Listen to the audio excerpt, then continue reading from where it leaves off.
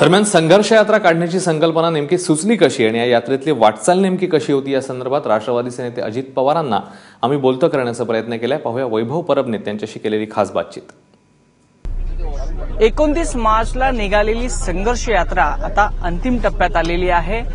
थेट विदर्भातून निघालेली संघर्ष यात्रा मराठवाडा करत थेट आता पुण्याच्या दिशेने आलेली आहे। या संघर्ष यात्रेत विरोधी पक्षांनी अनेक सभा घेतल्या, अनेक शेतकऱ्यांच्या भेटीगाठी घेतल्या, अनेक प्रतिकात्मक सरकारचे पुतळे आहेत ते जाळण्यात आलेले आहेत। सर्व विरोधी पक्ष आहेत, नेते आहेत ते इकडे उपस्थित असल्याचं आपल्याला पाहायला मिळतंय। खरं तर इतिहासाची पानं जर आपण उघडली तर जेव्हा जेव्हा विदर्भातून संघर्ष यात्रा निघालेल्या आहेत तेव्हा कालांतराने आहेत तेव्हा सत्ता पालट झालेलं आपल्याला पाहायला मिळतं। दोन्ही पक्षाचे वरिष्ठ नेते आपल्या सोबत आहेत। एका सीटवर आपल्याला अजितदादा आणि सुनील तटकरे बसलेले पाहायला मिळतात, तर दुसरीकडे काँग्रेसचे प्रदेशाध्यक्ष आणि विरोधी पक्षनेते राधाकृष्ण विखे पाटील आहेत। आपण अजितदादांशी बातचीत करून जाणून घ्या। दादा, संघर्ष यात्रेचा प्रवास करताना काय अनुभव आला, काय शेतकऱ्यांच्या मागण्या होत्या आणि खरंच कसा झाला हा एकंदरीत प्रवास तुमचा? संघर्ष यात्रेचा प्रवास विदर्भातून सुरू झाला।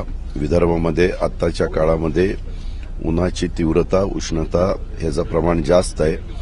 त्या भागातले प्रश्न शेतकऱ्यांचे वेगळ्या प्रकारचे आहेत, त्या भागातली पिकं वेगळी आहेत, त्या भागातल्या समस्या वेगळ्या आहेत। मराठवाड्यात आल्यानंतर तिथं अजून वेगळ्या काही शेतकऱ्यांच्या संदर्भातले प्रश्न आहेत। आणि नंतर पश्चिम महाराष्ट्रात आता आपण सासवडला आलेलो आहे। तिन्ही भागातल्या शेवटी शेतकऱ्यांची मागणी मात्र एकच आम्हाला दिसली की कोणत्याही परिस्थितीमध्ये ह्या सरकारने आम्हाला कर्जमाफी दिलीच पाहिजे। आणि ह्या शेतकऱ्यांनी आमचं ज्यावेळेस ते त्यांच्या गावावरून जाताना थांबवायचे, स्वागत करायचे, त्यावेळेस ते हेच आम्हाला सांगायचे की कुठल्याही परिस्थितीत आता माघार घेऊ नका, आम्ही सगळेजण तुमच्या बरोबर आहोत, परंतु ही कर्जमाफी मिळाली पाहिजे। आणि आता कर्जमाफी दिल्यानंतर सारखी पुढे कर्जमाफी देण्याचं कारण नाही। पुढे मात्र आम्ही शेतकऱ्यांनी पिकवलेलं जे धान्य असेल त्या धान्याला योग्य पद्धतीची आधारभूत किंमत मिळाली पाहिजे आणि मग शेतकऱ्याला कुठली अडचण येणार नाही। अशा प्रकारे काही शेतकरी निवेदन द्यायचे, काही ग्रामपंचायतीच्या वतीनं निवेदन यायचे, काही तरुणांच्या वतीनं त्या ठिकाणी पत्र यायची, काहींनी मुख्यमंत्र्यांना जे काही निवेदन दिलेलं होतं त्याची कॉपी आम्हाला दिली। असंच बहुतेकांचं सगळ्यांचं एकच मागणी होती, ती म्हणजे 7/12 कोरा कर्जमाफी आणि त्याच्यातून नंतर योग्य बाजारभाव, योग्य पद्धतीनं आधारभूत किंमत। दादा, एक थोडा वेगळा प्रश्न विचारतो।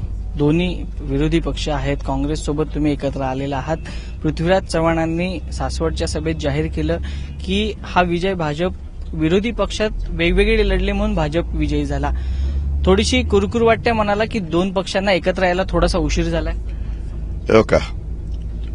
मी कधी कुठल्याही बाबतीतली विचार करत असताना माग काय झालं ते पाहत बसत नाही। माणसांनी प्रत्येक वेळेस पुढचा विचार केला पाहिजे। आता मागचं किती काही काढत बसायचं म्हटलं तर त्याच्यातनं फार काही निष्पन्न होणार ह्याच्यातला भाग नाही। आज कसं झालं, महाराष्ट्रामध्ये कधीही काँग्रेस राष्ट्रवादी काँग्रेस एकत्र आले होते, पण काँग्रेस, राष्ट्रवादी काँग्रेस, शेतकरी कामगार पक्ष, त्याच्यामध्ये समाजवादी पार्टी, जोगेंद्र साहेबांचा आरपीआय कवाडे गट, अशा पद्धतीने सगळे विरोधी पक्षाचे लोक एकत्र कुठल्या मुद्द्यावर आले की शेतकऱ्यांना कर्जमाफी झाली पाहिजे। कुठल्याही व्यक्तीने सकारात्मक विचार मनामध्ये ठेवला पाहिजे आणि त्याकरता मी पण एक सकारात्मकच विचारांनी पुढे जाण्याचा प्रयत्न करत असतो।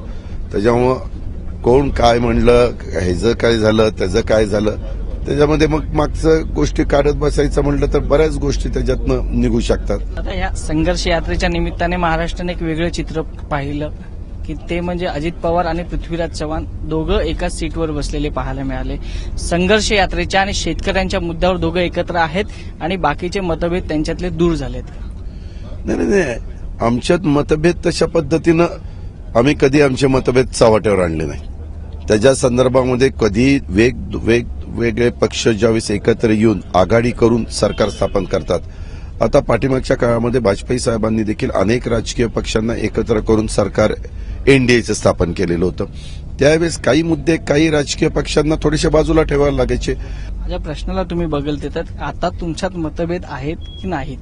अरे तू माझ्या माहितीप्रमाणे ज्या दिवशी चंद्रपूरहून सुरुवात झाली आणि आता सासवडचा दिवेघाट उतरत असेपर्यंत आपण स्वतः वैभव परब गाडीमध्ये आहात, आपण पत्रकार आहात, त्याच्यामुळे आपण बघताय ना की कसे आम्ही खेळीमेळीच्या वातावरणामध्ये एकत्र बसतोय, हसतोय, त्या ठिकाणी वागतोय, सभेमध्ये बोलतोय.